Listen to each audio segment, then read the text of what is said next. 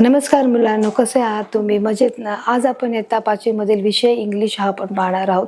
एका नवीन पाठाला आपण सुरुवात करणार आहोत. पण तत्पूर्वी आपण पाहणार आहोत की मागच्या पाठामध्ये म्हणजेच आपली जी कविता होती, जी पोएम होती, जी कविता होती ती आपण शिकले होते की कशा प्रकारे जी कोकिळा आहे ती एप्रिल, मे, जून, जुलै, ऑगस्टमध्ये येते आणि ती कोणकोणत्या हर एक नवीन महिन्यामध्ये ती काय करणार आहे याचं वर्णन मुलांना आपण चित्रकरणाच्या माध्यमातून पाहिलेलं होतं. आज आपण एका नवीन पाठाकडे, इंग्लिशच्या पाठाकडे पाहणार आहोत आणि जे आपल्या पाठाचं नाव आहे मुलांनो, द लिटिल रेड हेन. तरी पाठाचं नाव आहे. आपण पाहतो लिटिल रेड हेन. आपण स्पष्टीकरणाच्या माध्यमातून पाहतो की हे काय आहे मुलांनो, हे घर आहे. या घरामध्ये कोण कोण राहत आहे बरं याची देखील आपण माहिती घेणार आहोत की या घरामध्ये एक कोंबडी आहे, एक डक आहे, एक मांजर आहे आणि एक कुत्रा आहे. आणि या घरामध्ये ते काय करत आहेत आणि कोणती गोष्ट तिथे घडत आहे या चित्रीकरणाच्या माध्यमातून आपण पाहणार आहोत. आपण बघा इथे पाहणार आहोत की बघा इथे काय दिलेलं आहे. इथे कोंबडी, अ लिटिल रेड हेन. इथे काय दिलेलं आहे, अ लिटिल रेड हेन. बघा इथे काय एक लहानशी कोंबडी दिसत आहे. काय दिसत आहे त्याच्यामध्ये, अ little red hen live on a form. ती काय करत आहे, शेतामध्ये ती काय करत आहे, राहत आहे. लिव्ह ऑन अ फार्म, शेतावर राहत आहे. मग त्याच्याबरोबर कोण राहत आहे, फ्रॉम विथ अ कॅट. बघा इथे तुम्हाला काय दिसत आहे, कॅट दिसत आहे. इथे तुम्हाला डॉग दिसत आहे आणि इथे डक दिसत आहे. ते कोणाबरोबर राहत आहे, ए लिटिल हेन, लिटिल रेड हेन आहे. ती कोणाबरोबर राहत आहे, ती डॉग बरोबर राहत आहे म्हणजे कुत्र्याबरोबर राहत आहे, कॅट बरोबर राहते म्हणजे ती मांजरी बरोबर राहत आहे आणि डक बरोबर राहत आहे. जो बदक आहे त्याच्याबरोबर ते काय करत आहे, राहत आहे. म्हणजे बघा एक छोटंसं, बघा इथे काय आहे, शेत आहे. या शेतामध्ये जी लहान कोंबडी आहे, जी लाल रंगाची आहे, ते कोणाबरोबर राहत आहे, डॉग बरोबर, कुत्र्याबरोबर राहत आहे, मांजरी बरोबर राहत आहे आणि डक बरोबर राहत आहे. आता आपण पुढे जाऊया. तुम्हाला इथपर्यंत कळालंय मुलांना, a little red hen live on a farm with a dog, cat and duck. बरोबर मुलांना? बघा इथे लिहित आहे. तर अशा प्रकारे मुलांना ही जी कोंबडी आहे या तिघांबरोबर राहत आहे आणि ती तिथे त्यांच्या भोवती संगती जीवन जगत आहे. बघा आता तिथे पुढे चालत गेल्यावर तिला काय मिळालेलं आहे, day she found a few grain of wheat दिलेलं आहे. म्हणजे आता तुम्हाला याच्यात काय दिसत आहे, काय पाहू शकता मुलांना, इथे काय आहे, गहू आहेत. काय आहेत, गहू आहेत. हे तुम्हाला गहू दिसत. वन डे म्हणजे काय, एके दिवशी. She found of a few grains. She found म्हणजे काय, फाउंड म्हणजे काय, सापडणे, आढळणे, आपण त्याला बोलू शकतो. फ्यू ग्रेन्स म्हणजे काय, थोडे. फ्यूचा अर्थ काय आहे, थोडे. ग्रेन्स म्हणजे काय, धान्य. व्हीट म्हणजे काय, गहू. बघा वन डे एकेच दिवशी, शी फाउंड तिला सापडलेले आहे. काय सापडले आहे, गव्हाचे धान्य सापडलेले आहे असं इथे विचारलेलं आहे. हे जे काय दिसत आहे, गहू दिसत आहेत. तिला एके दिवशी काय सापडलेले आहे, गव्हाचं धान्य सापडलेलं आहे. आता आपण पाहणार की त्या गव्हाच्या धान्याबरोबर तिने काय केलं आहे. बघा आपण पाहणार आहोत.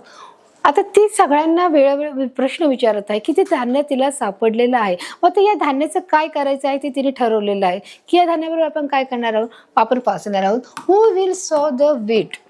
म्हणजे काय सांगितले, हु विल सॉ द वीट म्हणजे हे कोण इथे धान्याला पेरणार आहे असं त्याने विचारलेले. शी सेड, ती काय होते, शी सेड, ती म्हणाली. आपण बोलू शकतो शी सेड म्हणजे ती म्हणाली. हु म्हणजे मी जसं तुम्हाला सांगितलं होतं, WH ने जेव्हा प्रश्न विचारला जातो त्याला प्रश्नार्थक वाक्य बोलतात. WH ने जेव्हा ज्याची सुरुवात होते तेव्हा तो प्रश्नार्थक काय असतो, ते वाक्य असतो. हु विल सॉ द वीट असं तिथे विचारलं. म्हणजे हे जे धान्य आहे ते कोण पेरणार आहे. सॉ म्हणजे काय, पेरणी करणार आहे. त्याची या ज्या गव्हाची आहे ती पेरणी कोण करणार आहे इथे असं त्यांनी प्रश्न मुलांना विचारला आहे.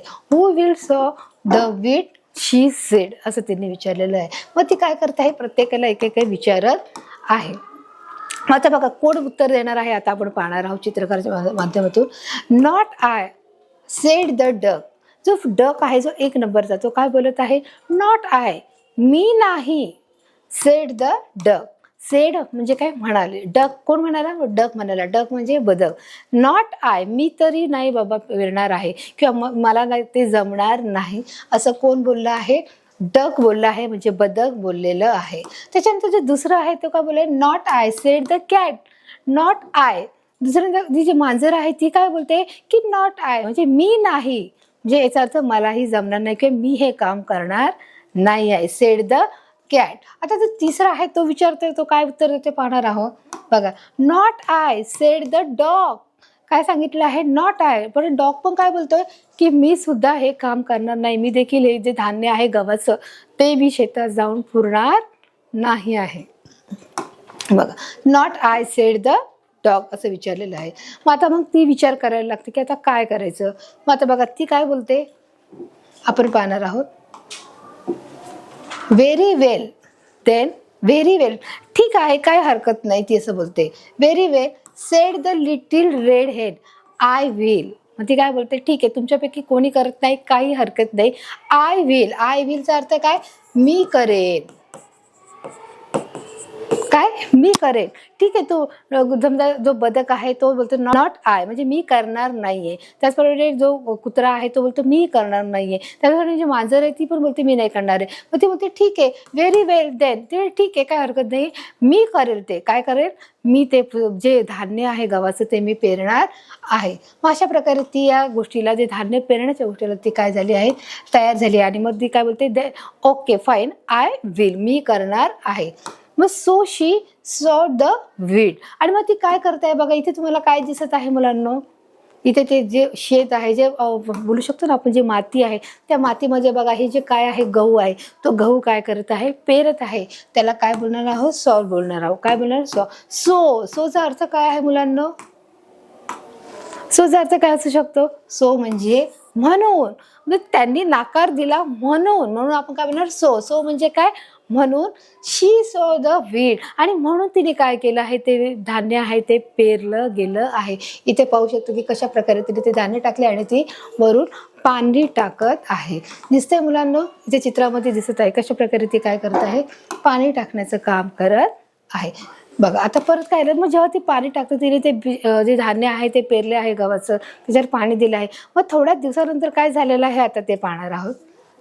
After some time then wheat grew tall with ears full of grains. बघा इथे काय दिलं आहे की आफ्टर सम टाइम, थोड्या दिवसानंतर. आफ्टर सम टाइम, इथे काय दिले आहे, आफ्टर सम टाइम. काय आहे, आफ्टर सम टाइम, थोड्या दिवसानंतर. द wheat grew, ते गव्हाचं जे धान्य आहे ते काय झालेलं आहे, tall with ear full of grain. आणि ते उंच काय केलेलं आहे, खूप उंच पात्याने ते कसं गेलं आहे, ते धान्य भरून गेलेलं आहे. फुल ऑफ ग्रेन, ते काय दिलेलं आहे, फुल ऑफ ग्रेन, धान्याने ते परिपूर्ण भरलेलं आहे. टॉल, काय, टॉलचा अर्थ काय आहे, उंच आहे. टॉलचा आहे उंच आहे. With years full of grain, ते कानापेक्षाही उंच काय झालेलं आहे, वाढून गेलेलं आहे. मग ते जेव्हा तिने बी लावलं आहे, त्याला पाणी दिलं आहे. आफ्टर सम टाइम, थोड्या वेळानंतर किंवा थोड्या दिवसानंतर, सम टाइम थोड्या दिवसानंतर, ते धान्य जे फुल मोठं वाढीला आलेलं आहे ते इतकं उंच वाढलेलं आहे की ते आपल्या कानापेक्षाही उंच वाढत गेलेलं आहे. इयर फुल ऑफ ग्रेन, ते धान्य भरून गेलेलं आहे. कोणी केले आहे ते मुलांना, धान्य कोणी पेरलेलं आहे, ते कोंबडीने पेरलेलं आहे. बघा अशा प्रकारे उंच ते धान्य आलेलं आहे. सगळं जे कोंबडीने ते धान्य पेरल्यामुळे काय झालेलं आहे, वाढलेलं आहे. मग आता पहिला जो प्रश्न होता, तिला जे धान्य सापडलं होतं, मग ते धान्य सापडल्यानंतर जेव्हा ती विचारते की हे धान्य कोण पेरणार आहे, तर सगळे बोलले आम्ही करणार नाही. म्हणून ती बोलते ठीक आहे मीच करणार आहे. म्हणून तिने जे धान्य आहे, जो गव्हाचा दाणा आहे, तो पातीत पुरलं, पाणी टाकलं आणि त्याला वाढवलं. आता वाढवल्यानंतर काम संपलं का, आता इथून काम सुरू झालेलं आहे. काय काम सुरू झालंय, आता ते धान्य वाढलं आहे. मग इथे काय सांगितले, हु विल कट द व्हीट. आता इथे काय आलाय प्रश्न बघा, हु विल, हु म्हणजे काय आपण म्हणलाय कोण आहे, will cut the wheat, cut म्हणजे कापणे, व्हीट म्हणजे काय आहे, गहू आहे. आता हा गहू कोण कापणार आहे, हा जो एवढा गहू आलेला आहे हा आपण असाच घेऊन आपण जाऊ शकतो का पिठाच्या गिरणीमध्ये की नाही आम्हाला पीठ पाहिजे, तर असं होत नाही. आपण याला काय करतो, ज्या गहू आलेला असतो या गव्हामधून गहू वेगळा काढला जातो, भुसा वेगळा काढला जातो आणि याचे जे खालचे जे पातं आहेत ते देखील काय केले जातात, जाळण्यासाठी किंवा त्याचा विविध शेताच्या कामासाठी देखील त्याचा वापर करण्यात येत असतो. आणि म्हणून त्यांनी इथे विचारले, who will cut the wheat, who will cut the wheat. आता गहू कोण कापणार आहे, आज द लिटिल रेड हेन. इथे काय विचारत, जे लहान जी कोंबडी आहे ती आपल्याला विचारत आहे, ती त्यांना विचारत आहे. आज, आस म्हणजे विचारणे, आस म्हणजे विचारणे, सेड म्हणजे सांगणे आणि आस म्हणजे विचारणे. हे लक्षात ठेवायचं, दोन्ही गोष्टीमध्ये वेगळा वेगळा फरक आहे. म्हणजे दोन्ही एकच नाही, आस म्हणजे विचारणे आणि सेड म्हणजे सांगणे आहे.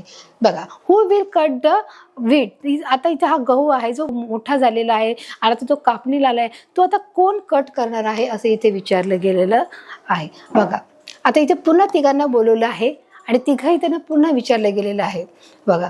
आता तर विचारलेलं आहे डकला की तू हा कट करणार आहेस का बघा. तर पहिला जो डक आहे तो काय बोलतो, नॉट आय. काय सांगितलं, not I said the duck. Not I, पुन्हा तेच उत्तर आहे. डक पण बोलत आहे नॉट आय, म्हणजे मी करणार नाही आहे. मग परत मांजरीला देखील विचारलं गेलेलं आहे की तू कप करणार आहेस का, तर नॉट आय. काय झालं की मी करणार नाही आहे. मग नॉट आय परत विचारलं आहे, डॉगीला विचारलंय, कुत्र्याला विचारलंय, not I said the dog. Dog सुद्धा म्हणाला. सेडचा अर्थ काय आहे मुलांनो, जो सेड आहे म्हणजे म्हणाला. आस म्हणजे विचारणे, हे लक्षात ठेवायचं आहे. नॉट आय, मी नाही, म्हणजे मी ते गहू पेरणारही नाही आणि मी ते कापणारही नाही असं विचारलेलं आहे. आता कापल्यावर नुसतं कापल्यानंतरही थांबता येतं का, तर त्याच्या पुढे जे काम चालू आहे. मग ठीक आहे, मग परत ती काय बोलत आहे बघा, very well then said the little red hen. काय करताय की ठीक आहे, काय हरकत नाही, आय विल, मी ते करेन. काय बोलते ती, मी करेन. बदकाला विचारलं आहे, मांजरीला विचारलं आहे आणि कुत्र्याला विचारलं आहे की तू हे काम करणार आहेस का, तू जे गहू आहे ते गव्हाची कापणी करणार आहे का. तर तिघे जण बोलतात नॉट आय, मी करणार नाही, मी नाही करणार. मग तिघांनी उत्तर दिलं. ती काय बोलत आहे, व्हेरी वेल देन, ठीक आहे, काही हरकत नाही, मी करणार आहे ते, मी काम करणार आहे. आणि अशा प्रकारे ती काय करते आहे, ती पुन्हा ते कामाला ती जात आहे की ते काम पुन्हा जे कापणीचं जे काम आहे ते कापणीचं काम करणार आहे. So she cut the wheat. बघा इथे काय दिलं आहे, सो म्हणजे काय, म्हणून. आपण बोलतो ना की तू हे काम केलं नाही म्हणून मला हे काम करावं लागतंय. म्हणून, जेव्हा म्हणून आपण मध्ये जो शब्द लावतो त्याला आपण काय बोलणार, सो हा शब्द बोलणार आहोत. SO, सो म्हणजे म्हणून. सो म्हणजे म्हणून मी कामावर गेलो किंवा मी कामाला गेलो नाही, मी आजारी होतो म्हणून मी कामाला गेलो नाही. म्हणजे इथे म्हणून जो शब्द होतो तो कधी वापरायचा आहे की जेव्हा आपण एखादी गोष्ट नाही केली आणि तरी ती करायला लागते किंवा आपल्याला करायचं होतं पण नाही केलं, मग काय कारण होतं, मग आपण ते म्हणतो ना सो, त्या ठिकाणी सो या शब्दाचा वापर करतात. सो शी कट द वीट, आणि म्हणून तिने काय केलं आहे, कट केला आहे. काय केलं आहे, गहू कापला आहे. म्हणजे अशा प्रकारचे पात्यामध्ये जो गहू होता तो कापून अशा प्रकारे तो आलेला आहे. मग आता एवढं काम संपत आहे का, की तो आपण पेरला आहे आणि तो कट केलेला आहे त्याच्यावरचं काम संपलंय का, तर नाही. मग परत ती तिसरा प्रश्न विचारते, नाव शी सेड. आता ती विचारत आहे, नाव इथे काय शब्द आलाय बघा, इथे काय शब्द आहे, नाव. नाव म्हणजे काय, आता. काय आहे, आता. परत इथे हू शब्द आलाय. हू म्हणजे कोण आहे. Who will the thrust the wheat. आता इथे बघा हा जो नवीन शब्द आला आहे thrust. Who will thrust the wheat. आता त्या गव्हाची मळणी कोण करणार आहे. थ्रशचा अर्थ काय आहे, मळणी. थ्रशचा अर्थ काय आहे, मळणी आहे. की आता त्या गव्हाची मळणी कोण करणार आहे. एक प्रकारे मळणी म्हणजे की ते गव्हामध्ये जे पातेल असतात की त्याच्याबरोबर जो भुसा असतो त्या भुसापासून जो गहू काय करावा लागतो, वेगळा काढावा लागतो. आणि मग ते जे मळणी आहे त्याला आपण त्या प्रक्रियेला मळणी बोलतो. की गहू एक साईडला काढायचा आणि भुसा एक साईडला काढणं, त्या प्रक्रियेला मळणी बोलतात. आणि ती पुन्हा प्रश्न विचारत आहे, who will thrust the wheat. आता मळणी कोण करणार आहे असं ती विचारत आहे. मग पुन्हा ती एकाकडे जाते, प्रत्येका तिघांना जमवते आणि एकाला विचारते. मग प्रत्येक वेळेस पुन्हा डक काय बोलतो, नॉट आय. काय बोलते, not I said the duck. पुन्हा बोलतो की मी ते करणार नाही. कोण बोलतो, डक बोलतो, म्हणजे बदक बोलतो. परत ती मांजर बोलते की not I said the cat. पुन्हा तो डॉगी काय बोलतो, not I said the dog. बघा मग परत ती काय बोलत आहे, व्हेरी वेल देन. मग परत ती बोलते ठीक आहे, काही हरकत नाही. Said the little hen, I will. म्हणजे ठीक आहे, काही हरकत नाहीये, मी ते करील. आय विल, आय विलचा अर्थ काय आहे, मी ते करीन, असं तिचं म्हणण्याचा अर्थ आहे. इथे पाहू शकता बघा, very well then said the little hen, I will म्हणजे मी ते करीन. सो बघा परत आलाय. मग आता त्या तिघांनी ते काम केलं नाही म्हणून इथे काय आलं आहे, सो आलं आहे. So she thrust the wheat. आणि म्हणून तिने काय केलं आहे, त्या भुस्यापासून गहू वेगळे केले आहे आणि भुसा वेगळा केला आहे. आणि अशा प्रकारचं स्वच्छ धान्य इथे तुम्हाला या चित्रामध्ये दिसत आहे मुलांनो. दिसतंय की नाही, इथे पाहू शकता की कशा प्रकारे जे आपण गहू बाजारातून विकत आणतो त्या गावामध्ये कसल्याही प्रकारचा केर कचरा नसतो, कसल्याही प्रकारचा जे भुसा असं जे म्हटलं जातं ज्या शेतामध्ये असतो तो कसाही नसतो. आणि अशा प्रकारचे स्वच्छ धान्य आपल्याला मिळालेले आहे. अशा प्रकारचे आपण धान्य घेतो आणि ते दळायला टाकतो. मग आता ही तिसरी स्टेप झाली. जी पहिली स्टेप होती ती धान्य पेरण्याची स्टेप होती, ती कोणीही केलं नाही. जी दुसरी स्टेप होती ती कट करण्याची होती. जे धान्य आलेलं होतं गव्हाचं ते कट करायचं होतं, तेही कोणी केले नाही. तिसरी जी स्टेप होती ती मळणी करायची होती, ते देखील डक म्हणा किंवा जो बदक आहे, जे मांजर आहे किंवा कुत्रा आहे त्यांनी केलेली नाही. सर्व कोणी केलेलं आहे मुलांनो, जी छोटी जी हेन आहे, जी छोटी कोंबडी आहे लाल रंगाची, तिने हे सर्व कार्य केलेलं आहे. सो शी थ्रश द वीट, आणि म्हणून तिने काय केलं आहे, थ्रशचा अर्थ सांगितलेला आहे मळणी करणे आहे. वीट म्हणजे गहू आहे, सो म्हणजे म्हणून आहे, शी म्हणजे ती आहे, आणि म्हणून तिने काय केलं आहे, मळणी केलेली आहे. मग अशा प्रकारे ते रेडी झालेले आहेत हे गहू. हे पाहू शकता की काय झालं आहे, हे गहू रेडी झाले. आता हे गहू रेडी झालेत म्हणजे आता आपण लगेच हे खाऊ शकतो का? म्हणजे याच्या पुढची ही प्रोसिजर आहे, जसं पेरणी आहे, कापणी आहे, त्याचप्रमाणे मळणी आहे, आणि त्याच्यानंतर काय स्टेप असू शकते मुलांना? काय असणार? साहजिकच आहे. काय आहे? आपण ते पीठ तयार करावं लागेल. आपण जर आपल्याला गहू मिळाले तर आपण ते गहू असेच खातो का? आपल्याला त्याच्यासाठी गिरणीत जावं लागेल, चक्कीवाल्याकडे जावं लागेल, आणि ते काय करावं लागेल, दळून घ्यावं लागेल. दळल्यानंतरही प्रोसिजर आहे की आपल्याला ते पीठ मळावं लागेल. पीठ मळाल्यानंतर ज्या पोळ्या होतात किंवा ब्रेड होतो, ते काय करावे लागतील, आपल्याला तयार करावे लागतील. तर अशा प्रकारे बघा, आता बघा इथे पाहिले, Wien the wheat was the thrust she sed. Wien, आता इथे बघा वेन शब्द आला आहे, म्हणजे मी तुम्हाला सांगितले what, when, where, who, which, हे जेव्हा शब्द येतात तेव्हा काय असतो, WH टाईपची जेव्हा शब्द येतो तेव्हा तो काय असतो, शब्द प्रश्नार्थक असतो. प्रश्न. When the wheat thrust the, जेव्हा ती मळणी करून झाली तेव्हा शी सेड, तेव्हा ती काय बोलत आहे ते आपण बघणार आहोत. वेन द वीट थ्रश, जेव्हा ते मळणी करून झाले तेव्हा ती पुन्हा त्या तिघांना काय सांगत आहे बघा. Who will grind the wheat. Grind म्हणजे काय? हू म्हणजे कोण. हू विल ग्राइंड द वीट. आता ते दळून कोण आणणार आहे? ग्राइंडचा अर्थ काय आहे? दळून आणणे. काय अर्थ आहे?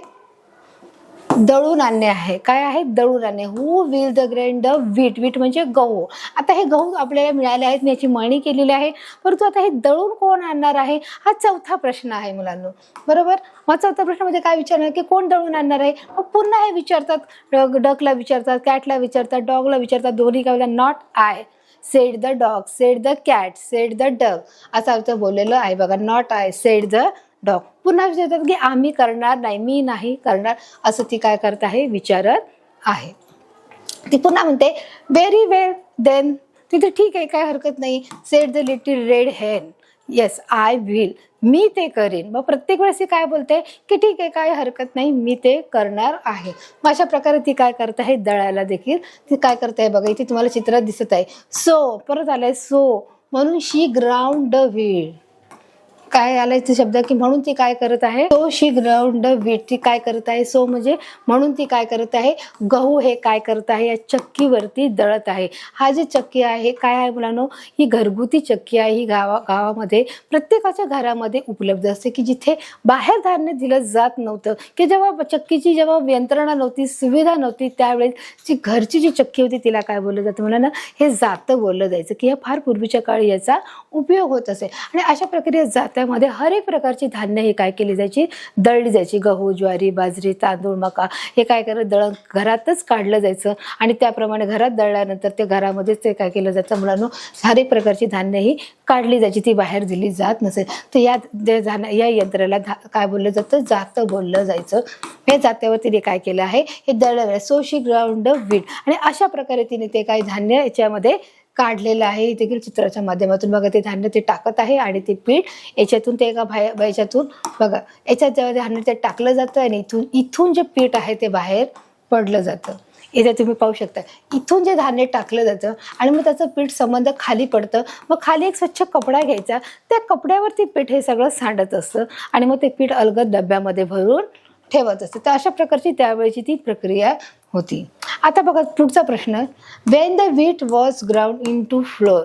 जेव्हा ते धान्य आहे, ते गव्हाचं धान्य जेव्हा ते पिठामध्ये त्याचं रूपांतर झालं, फ्लोअर, शी सेड. आणि नंतर मग ती बोलत आहे की जेव्हा वेन द व्हीट, जेव्हा गहू, वेन म्हणजे जेव्हा, wheat was ground into flour, जेव्हा ते धान्य आहे ते कशामध्ये, पिठामध्ये झालं होतं, तेव्हा ती बोलत आहे, शी sed.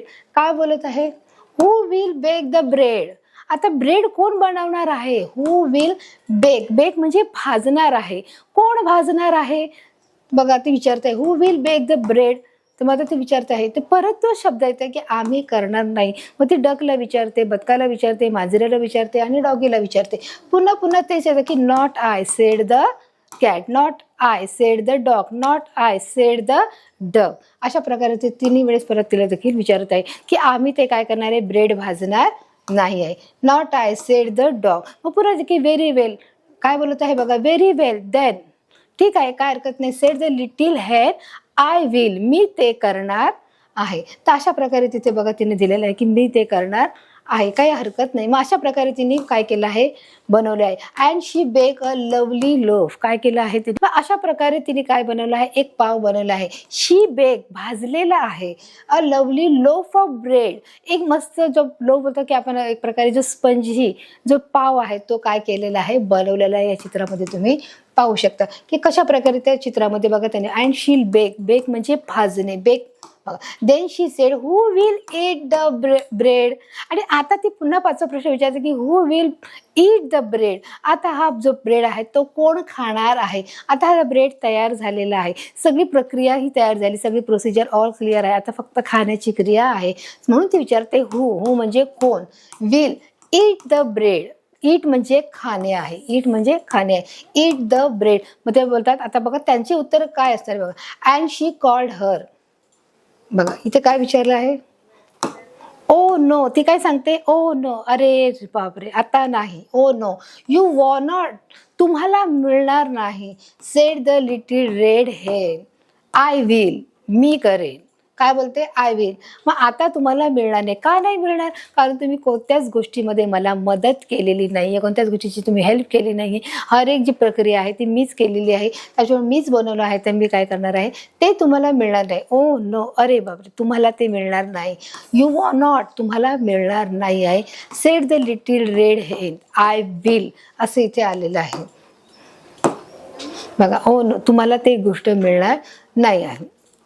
And she called her chicks, काय सांगितले इथे, and she called her chicks. Chicks म्हणजे काय आहे मुलांनो, बघा इथे काय सांगितले, चिक म्हणजे जे लहान लहान कोंबडीचे जे पिल्ले असतात त्यांना आपण काय बोलतो आहोत, चिक बोलणार आहोत.